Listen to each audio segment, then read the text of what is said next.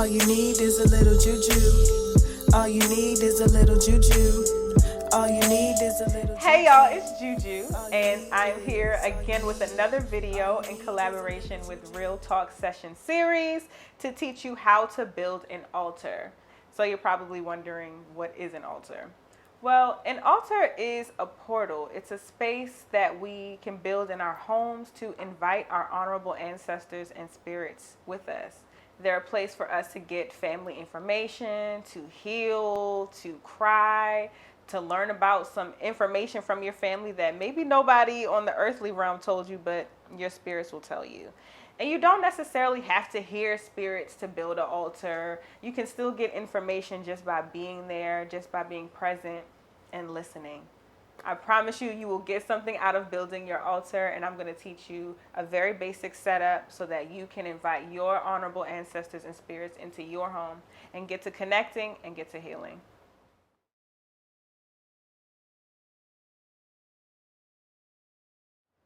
Okay, so the first thing that you'll need is a white cloth. A white cloth just helps attract the positive and loving spirits into our space. White is a color of cleanliness, and so I was taught that a white cloth should be the first thing that goes on your altar. Of course, if you don't have a white cloth, it's not a big deal. Okay. The next item that you'll need is a candle. I was taught using a white candle because, again, white is the color of purity and bringing our positive and loving spirits into the space. So you put your candle here. The next thing that's important is water. Water is a portal. Water is the way that our spirits connect to us. Water is a form of libation that brings coolness to the spirits. And so water is extremely important. I would probably say a glass of water and a candle is really all you need for your altar. Everything else after this is good. It's a form of an offering, but you can do a lot with just this. So if that's all you have, you good. So the next thing that I'm going to put on my altar is some incense, because spirits love smells, they love scents, they love incense often attracts different spirits to the space. And so I believe this is Nagshampa incense. My spirits in particular really like this incense. So I always make sure that I have a smell going, because that kind of gets them excited and ready to come and speak. So the next item I'm going to put on our altar today is a Bible.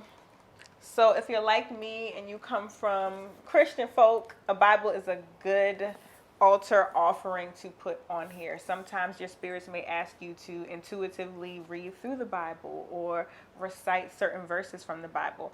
So I like to keep a Bible here just to honor my ancestors who were Christian and practice that, because it calls on those particular spirits too, and I want them to be here as well. Next item I'm going to put up is cigarettes as an offering. I come from smokers. So if I want to call on my ancestors, my granddaddy, and all of my people who smoked, I need to make sure that I have an offering for them.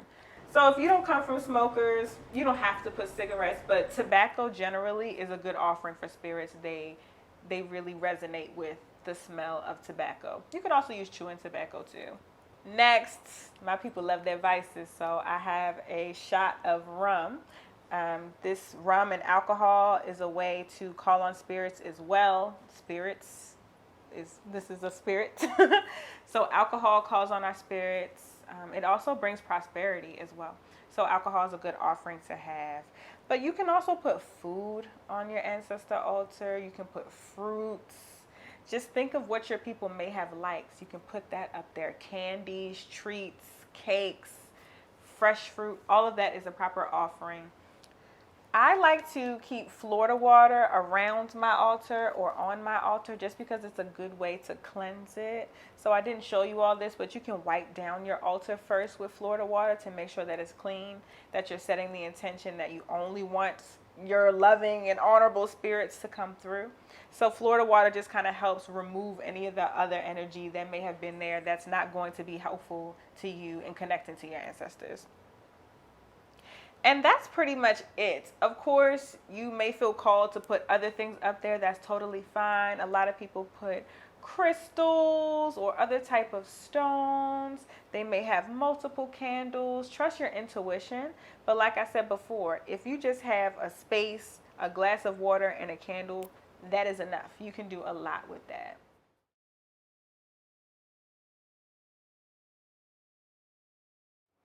So now that you've built an altar, you're probably wondering, okay, so what now? I would say go to your altar, go humbly, and set the intention. Why did you build the altar? Because you want to connect, because you want to hear from your ancestors, because you want to engage in this healing journey. Tell them that. Go and say who you are, what your intentions are, and move forward. Say some prayers. Pull out the Bible. You can read some prayers from the Bible or not. You pretty much just go and allow them to communicate with you in whatever way. If you're a writer, feel free to go to your altar and write. If you're a singer, feel free to go to your altar and sing. But however you go to your altar is fine. However you are, your ancestors are open to receiving you as you are. So just go, tell them your intentions, and get to connecting with your spirits. So these are some of the common questions that I often get around building an altar.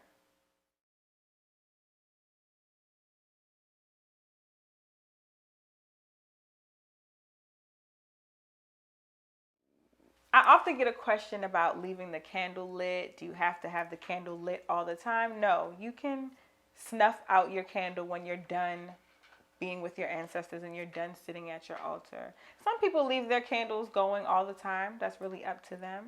Some people also like to have oil lamps that they keep going. It's up to you. But you don't have to have your fire continuously going all the time if you're not at your altar space.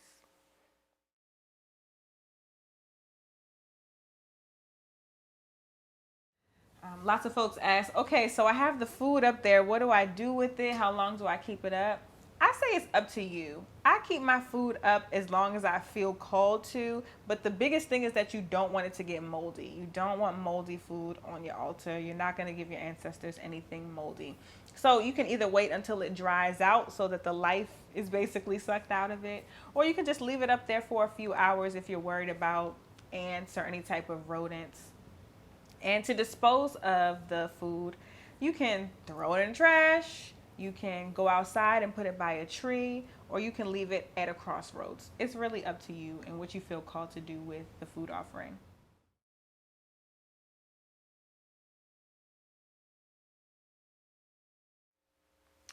So it is possible to make your altar portable. If you don't have a table or somewhere to put your altar, people have put their altars in shoe boxes, in trunks, on the ground in the corner of their homes. You don't necessarily have to have a table if space is an issue or there's any other issue. You can build your altar wherever you need to because your ancestors understand. Again, come as you are with this practice. If you are traveling and you want to do a portable altar, feel free to bring a little tea light candle and a small bottle of water or a glass of water with you and a crystal. And now you have a portable altar.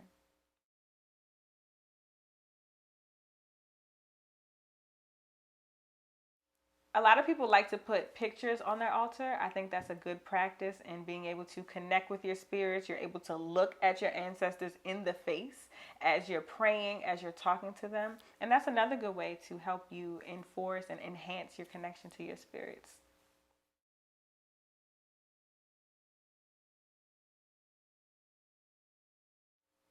Another question that I get often is, can I have people on my altar who I wasn't related to by blood? I think the answer is yes. And you just want to be mindful. I was personally taught that our altar spaces are for people of our lineages, but there's so many forms of families that we all have. Some of us may be adopted, some of us may not be close to our blood families. And so if you want to build an altar to people that you knew in real life or who took care of you, who may not be your blood relatives, of course you can honor them in the same ways that you may honor your blood lineage. Some people also like to have two altars. So I have an altar for my lineage, for my blood family. And then I also have an altar for the collective ancestors. So when we think about Martin Luther King is a collective ancestor, or Maya Angelou, people that you may connect to or you want to connect to and that you learn from in this earthly realm, you can build an altar space to them to venerate their spirits just as you would your own family.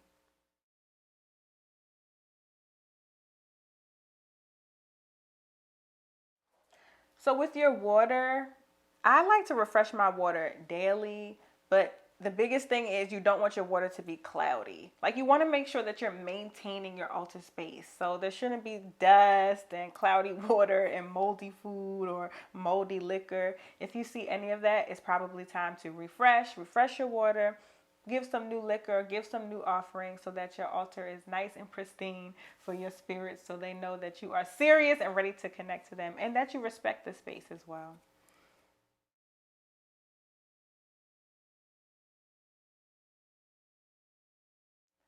Another common question, can I have my altar in my room because I don't have a lot of space in my home, or maybe you live in a studio and the best place to have it is in your room?